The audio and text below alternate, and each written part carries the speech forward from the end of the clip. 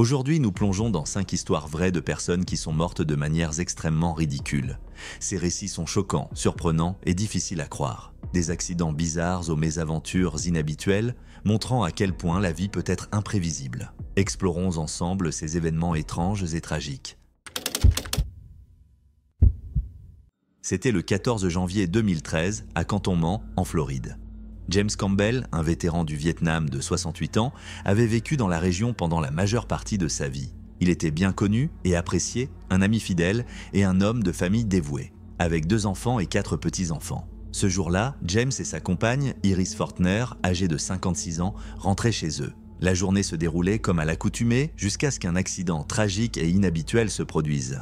James et Iris venaient d'arriver devant leur maison dans leur Chevrolet Van de 1995. Alors qu'ils approchaient des grilles métalliques de leur domicile, James sortit du côté passager pour ouvrir les grilles, permettant ainsi au véhicule d'entrer. Iris était restée au volant, prête à reculer le van dans l'allée une fois les grilles ouvertes. Alors que James s'approchait des grilles, Iris ouvrit sa portière pour vérifier sa position. À ce moment-là, leur chien, un grand boxeur bulldog, curieux et excité, sauta sur le siège avant. Le grand chien appuya accidentellement sur l'accélérateur.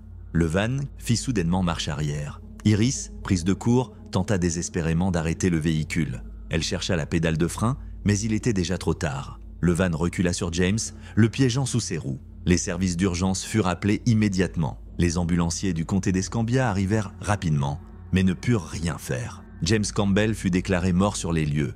L'impact avait été sévère, et malgré les efforts d'Iris, l'accident était inévitable. Elle subit des blessures mineures, mais ne fut pas inculpée. La Florida Highway Patrol mena une enquête sur l'incident. Les rapports confirmèrent la séquence des événements. James était sorti du van pour ouvrir les grilles, Iris avait ouvert la portière pour vérifier sa position et le chien avait sauté sur le siège du conducteur, appuyant involontairement sur l'accélérateur. Le van recula sur James, entraînant sa mort tragique. Les médias locaux couvrirent largement l'histoire. Le Pensacola News Journal et le North Escambia News rapportèrent cet accident inhabituel, soulignant la nature tragique des événements. Les voisins et amis exprimèrent leurs condoléances, partageant leur chagrin. Beaucoup décrivirent James, affectueusement surnommé Beau, comme un bon ami et un homme de famille dévoué. Il était diplômé de Tate High School et un vétéran qui avait servi au Vietnam. Dans les jours qui suivirent l'accident, les forums en ligne et les blogs furent remplis de messages de sympathie et de soutien. Un blogueur, se disant proche de James, écrivit un hommage poignant rappelant leur amitié et la générosité de James. Il mentionna les frères de James, Charlie et Jim, et le lien étroit qui les unissait. Malgré le soutien massif, des rumeurs de suspicion commencèrent à circuler. Certains individus remirent en question la probabilité de l'accident, suggérant qu'il pourrait y avoir plus que ce qui avait été rapporté. Cependant, les rapports officiels et les témoignages des témoins laissaient peu de place au doute. C'était un accident tragique, une série d'événements malheureux qui avaient conduit à la perte d'un membre bien-aimé de la communauté. Le chien, qui avait involontairement causé l'accident, resta avec Iris. Le boxeur bulldog ne fut pas blâmé pour ses actions, ayant agi par excitation et curiosité. C'était en octobre 2012, à São João de Meriti, une banlieue animée de Rio de Janeiro, au Brésil. Rejane Moreira Teles, une étudiante infirmière de 23 ans, venait de commencer à travailler dans une clinique locale. Avec seulement 3 jours d'expérience, elle était encore en train d'apprendre les ficelles du métier. Ce jour-là, Palmerina Pires Ribeiro, une patiente de 80 ans, était à la clinique. Sa famille venait de célébrer son 80e anniversaire. Rejane était chargée d'administrer une perfusion intraveineuse à Madame Ribeiro. Cependant, la perfusion intraveineuse et un mélange de café au lait étaient placés l'un à côté de l'autre. Dans un moment de confusion, Rejane injecta par erreur le mélange de café au lait dans les veines de Madame Ribeiro au lieu de la perfusion. Plus tard, Rejane expliqua à la télévision brésilienne, dans l'émission Fantastico de TV Globo, que la perfusion et le mélange de café étaient l'un à côté de l'autre, et que n'importe qui aurait pu faire la même erreur. Elle admit qu'elle connaissait les risques liés à l'administration d'une perfusion intraveineuse, mais insista sur le fait qu'elle n'avait pas été correctement formée pour cette procédure. Elle déclara: « J'ai injecté le café et je l'ai mis au mauvais endroit. » Malheureusement, cette erreur eut des conséquences graves. Le mélange de café et de lait entra directement dans le cœur et les poumons de Madame Ribeiro. Les médecins expliquèrent que cela aurait donné l'impression de suffoquer. Le docteur Armando Carrer, un spécialiste en nutrition à l'hôpital Antonio Pedro de l'Université fédérale de Fluminense, précisa que le liquide aurait rempli les poumons, entraînant une mort lente et douloureuse. La fille de Madame Ribeiro, Loreni, témoin de l'incident, se souvint « J'ai vu que ma mère était agitée. Elle a ouvert la bouche et cette jeune fille a mis du café au lait dans les veines de ma mère. Un demi-verre. » Madame Ribeiro mourut quelques heures après l'injection. Ce tragique incident conduisit à l'inculpation de Rejane Moreira Teles pour homicide involontaire. 2 autres infirmières et un autre étudiant de la clinique furent également mis en examen pour leur rôle dans l'incident. La défense de Rejane était qu'elle n'avait pas été correctement formée et que c'était une erreur compréhensible. Cependant, ce cas montre l'importance cruciale de la formation adéquate et de la supervision dans les milieux médicaux. La clinique et son personnel furent soumis à une intense surveillance après l'incident. La mort tragique de Palmerina Pires Ribeiro illustrait les conséquences dévastatrices des erreurs médicales. C'était une journée ordinaire au début de février 2011 à Bradford, en Angleterre. Brian Depledge, un père de 2 enfants âgés de 38 ans, vaquait à ses tâches ménagères habituelles. Brian vivait paisiblement et sa routine consistait souvent à s'occuper de sa maison et de ses enfants. Ce jour-là, il était en train d'étendre du linge mouillé sur un séchoir, une tâche simple et quotidienne que beaucoup d'entre nous accomplissons sans y penser. Mais pour Brian, cette activité banale s'est transformée en un accident tragique et mortel. Brian Depledge était connu de sa famille et de ses amis comme une personne aimante et facile à vivre. Il avait une fille de 18 ans, Shawnee, et un fils de 11 ans, Ryan. Brian attendait avec impatience le mariage de Shawnee en avril où il devait la conduire à l'hôtel. Il était également très proche de Ryan qui souffrait d'hydrocéphalie. Malgré les défis, Brian était dévoué à ses enfants et travaillait dur pour subvenir à leurs besoins. Ce jour-là, Brian était seul dans son salon. Il venait de placer du linge mouillé sur le séchoir, également appelé Clothes Horse. Le séchoir était un simple étendoir en plastique, un objet courant dans de nombreux foyers.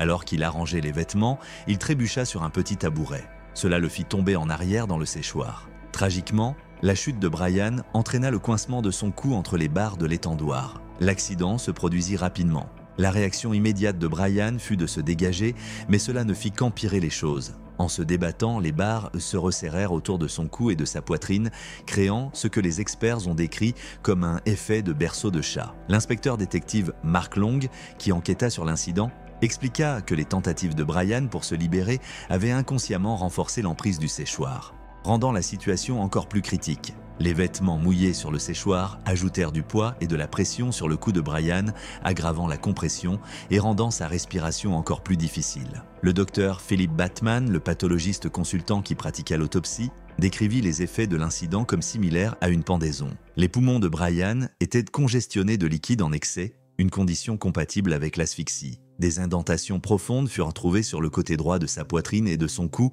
indiquant où les barres avaient appuyé sur son corps. Du sang fut également trouvé sur le visage de Brian, suggérant qu'il s'était débattu intensément pour se libérer. Le coroner, le professeur Paul Marks, enregistra un verdict de mort accidentelle. Il remarqua que, dans sa carrière, il n'avait jamais rencontré un cas similaire. La mort de Brian fut causée par une série de circonstances extraordinairement rares. Le professeur Marks souligna qu'une telle mort était probablement plus rare que d'être frappé par la foudre ou touché par une météorite. Shawnee, la fille de Brian, fut dévastée par la perte de son père. Elle le décrivit comme une personne adorable et facile à vivre, toujours là pour sa famille. Shawnee avait un lien spécial avec son père, plaisantant souvent avec lui à propos de son mariage à venir. Elle se souvenait de leurs blagues, où il disait qu'il la pousserait dans l'allée pour s'en débarrasser. Le jour de son mariage, Shawnee pensa à son père et ressentit sa présence à ses côtés, même s'il n'était pas physiquement là pour la conduire à l'hôtel.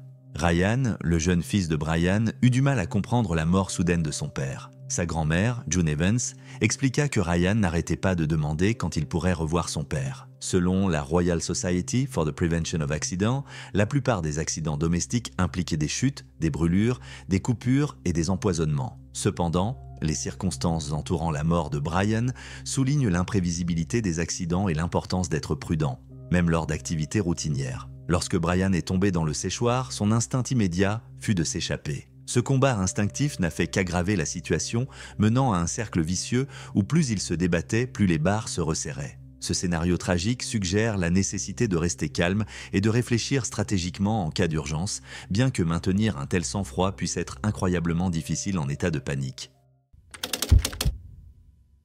Le 21 décembre 2013, à McLeod, en Oklahoma, Denver, Lee Sinclair, un homme de 58 ans, a été retrouvé mort chez lui dans des circonstances que personne n'aurait pu imaginer. La police a découvert son corps avec la ceinture de son sous-vêtement tirée par-dessus sa tête. Cette méthode inhabituelle et troublante de décès a été identifiée plus tard comme une wedgie atomique. L'auteur de cet acte était son beau-fils de 33 ans, Brad Davis, un ancien marine. Les événements qui ont conduit à cet incident choquant sont aussi tragiques que déconcertants. Brad Davis entretenait une relation difficile avec son beau-père, Denver Lee Sinclair. La tension entre eux couvait depuis des années. Sinclair était connu pour être violent, notamment envers sa femme, Tricia Sinclair, la mère de Brad. En 2008, Tricia avait déposé une ordonnance de protection permanente contre Denver, affirmant qu'il l'avait attrapé par le cou et l'avait jeté à travers une porte de salle de bain. Le couple avait tenté de divorcer à plusieurs reprises. Cet environnement agressif a sans doute contribué à la relation tendue entre Brad et son beau-père. Le soir du 21 décembre 2013, Brad Davis rendit visite à sa mère et à son beau-père. Sa mère, Tricia, était à l'hôpital en train de se remettre d'une opération de la hanche, laissant les deux hommes seuls. Ils ont passé la soirée à boire, ce qui n'a fait qu'exacerber l'atmosphère déjà tendue. Selon Davis, l'altercation a commencé lorsque Denver a dit du mal de Tricia, ce qui l'a irrité. Alors que la dispute s'intensifiait, Denver aurait tenté de frapper Brad. En réponse, Davis se défendit. Il prétendit que son beau-père l'avait attaqué et qu'il avait agi en légitime défense. La situation a rapidement dégénéré. Au cours de la lutte, Davis assomma Denver. Dans un moment de rage et de désespoir, Brad tira la ceinture du sous-vêtement de Denver par-dessus sa tête, créant la célèbre wedgie atomique. Lorsque la police est arrivée sur les lieux, elle trouva Denver Lee Sinclair mort, avec la ceinture de son sous-vêtement enroulée autour de son cou. Le shérif du comté de Pottawatomie, Mike Booth, déclara « Je n'avais jamais vu cela auparavant, mais quand nous avons examiné la victime pour la première fois, nous avons vu que la ceinture de son sous-vêtement était autour de son cou. L'examen initial révéla que Denver était mort d'asphyxie et de traumatisme contondant à la tête. Brad Davis tenta d'abord de dissimuler ses actions. Il modifia la scène du crime pour qu'elle semble montrer une simple bagarre. Cependant, une enquête plus approfondie révéla des preuves suggérant que la situation était bien plus grave qu'une simple altercation. Des messages textes entre Davis et un ami indiquaient qu'il avait l'intention de confronter Denver et qu'il n'avait rien à perdre. Ces preuves, combinées aux conclusions physiques, ont conduit les autorités à croire que la mort de Denver n'était pas accidentelle. Brad Davis fut arrêté et inculpé de meurtre au premier degré. Au cours de la procédure judiciaire, Davis affirma qu'il n'avait jamais eu l'intention de tuer son beau-père. Il décrivit l'incident comme un accident tragique, déclarant « Je n'avais aucune intention de tuer cet homme, je n'aurais jamais pensé que cela pouvait arriver ». Il exprima qu'il s'était défendu et que les choses avaient été dégénérées dans la chaleur du moment. L'affaire attira une attention médiatique considérable et Davis fut surnommé le Wedgie Killer. Les procureurs soutinrent que Davis avait agi avec malveillance. Ils présentèrent les messages textes et un détail troublant. Davis avait pris des photos de Denver inconscient sur le sol, dépeignant une intention d'humiliation. En mai 2015, Davis plaida coupable d'homicide involontaire au premier degré dans le cadre d'un accord de plaidoyer pour éviter un procès. Lors de l'audience de mitigation, il réitéra qu'il était paniqué, en colère et effrayé, et que c'était comme un mauvais rêve. Le 16 juillet 2015, Brad Davis fut condamné à 30 ans de prison. Le juge prit en compte la gravité du crime et les preuves de l'intention de Davis de confronter et d'humilier son beau-père. La sentence refléta la conviction du tribunal que les actions de Davis n'étaient pas simplement un accident tragique, mais le résultat d'années de tensions accumulées. La fille de Denver Lee Sinclair, Carol Sinclair, et sa nièce, Tonya Renee Lester Dawson, se souvenaient d'un individu unique qui aimait les motos. Elles créèrent une page Facebook en sa mémoire où amis et familles partagèrent leurs chagrins et leurs souvenirs. Les événements tragiques ont également conduit à une discussion plus large sur la dynamique des relations abusives et les effets à long terme de tels environnements sur les individus. L'affaire de Brad Davis mit en lumière les conséquences extrêmes qui peuvent découler d'années de conflits non résolus et d'abus. C'était le 14 avril 2012 à Des Plaines dans l'Illinois. Anthony Hensley, un mari de 37 ans et père de 2 enfants, travaillait à Bay Colony Pond. Le travail d'Anthony consistait à gérer les cygnes tuberculés pour dissuader les oies de s'approcher du complexe de condominium où il travaillait. Ce jour-là, il était sur l'étang dans son kayak, effectuant ses contrôles habituels sur les cygnes. C'était une routine qu'il effectuait depuis des années. Mais cette fois, quelque chose a terriblement mal tourné. Anthony était connu pour son dévouement à son travail et à sa famille. Il partageait souvent son amour pour les cygnes et son travail avec ses 2 jeunes filles. Sa femme, Amy, se souvenait de lui comme d'un mari et d'un père dévoué, toujours prêt à tout pour sa famille. Anthony était aussi un nageur expérimenté, un fait qui a ensuite laissé beaucoup de personnes perplexes quant aux événements de ce jour-là. Le matin du 14 avril, Anthony partit sur son kayak, pagayant à travers l'étang pour vérifier les cygnes tuberculés. Ces oiseaux, bien que magnifiques, sont connus pour leur nature agressive et territoriale. Selon la plainte déposée par Amy Hensley, les défendeurs savaient ou auraient dû savoir que les cygnes tuberculés sont fortement territoriaux avec une dangereuse tendance à attaquer. Alors qu'Anthony s'approchait de l'un des cygnes, celui-ci est soudainement devenu agressif. Des témoins ont plus tard raconté comment le cygne s'est jeté sur Anthony, faisant basculer son kayak. Il est tombé dans l'eau froide, entièrement vêtu et portant des bottes lourdes. Le cygne ne recula pas. Il continua d'attaquer, se jetant sur Anthony et l'empêchant de nager vers la rive. Anthony est remonté à la surface au moins une fois, luttant pour nager contre le poids de ses vêtements et les attaques incessantes du cygne. Mais l'oiseau agressif continuait de se jeter sur lui, le poussant de plus en plus sous l'eau. Daniel Gamanov, un témoin oculaire qui a observé l'incident depuis la fenêtre de son appartement, a déclaré « Ils ont probablement pensé qu'ils s'approchaient trop près de leurs œufs, et ils étaient trop effrayés, et ils l'ont tout simplement attaqué. » Lorsque les équipes de plongeurs sont arrivées, Anthony était sous l'eau depuis plus de 30 minutes. L'étang faisait 15 mètres de profondeur à certains endroits, rendant la recherche encore plus difficile. Anthony a été déclaré mort à l'hôpital Advocate Lutheran General. Le bureau du médecin légiste du comté de Cook a conclu qu'il s'était noyé et a classé sa mort comme accidentelle. Son père, Raymond Hensley, s'est exprimé auprès des médias, décrivant son fils comme un père et un mari merveilleux. On se souviendra de lui comme l'un des pères les plus formidables du monde. Un très bon père, un très bon mari. Il n'avait pas une once de méchanceté en lui. La belle-mère d'Anthony, Tammy Hensley, a appuyé les sentiments de Raymond. « Nous sommes tous très bouleversés, mais je ne peux m'empêcher de penser à ces deux filles », a-t-elle déclaré. La famille peinait à surmonter cette perte, incapable de comprendre comment un tel événement tragique avait pu se produire. Amy Hensley, en deuil de son mari, a déposé une plainte pour mort injustifiée contre l'employeur d'Anthony, Knox Swan and Dog, LLC, et le complexe de condominium Bay Colony Drive. La plainte alléguait que les défendeurs n'avaient pas reconnu les dangers posés par les cygnes tuberculés qui peuvent attaquer avec leurs ailes puissantes et leur grand bec. Selon la plainte, un cygne tuberculé est l'un des oiseaux volants les plus lourds, les mâles pesant en moyenne entre 11 et 12 kilos.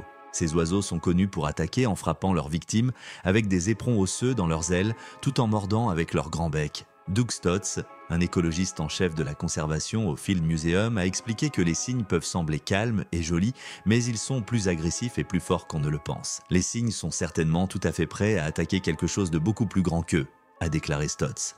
Steve Sullivan, conservateur principal de l'écologie urbaine pour le Chicago Academy of Sciences et son Peggy Notebaert Nature Museum, a ajouté que les cygnes défendront férocement leur territoire, surtout pour protéger leurs petits. Les cygnes sont certainement tout à fait prêts à attaquer quelque chose de beaucoup plus grand qu'eux, a expliqué Sullivan. L'employeur d'Anthony, Knox Swan and Dog, LLC, avait placé des cygnes dans l'étang pour éloigner les oies. Cette méthode est couramment utilisée dans divers endroits, mais elle nécessite une gestion minutieuse pour assurer la sécurité à la fois des oiseaux et des personnes qui travaillent autour d'eux. La plainte d'Amy Hensley soulignait que les sociétés de gestion immobilière ainsi que les associations de propriétaires et de condominiums auraient dû connaître la nature agressive des cygnes tuberculés et prendre des mesures pour prévenir une telle tragédie. La plainte réclamait un montant non spécifié en dommages et intérêts, invoquant la responsabilité des locaux et des violations de la loi de contrôle des animaux de l'Illinois. Les défendeurs ne firent pas de commentaires.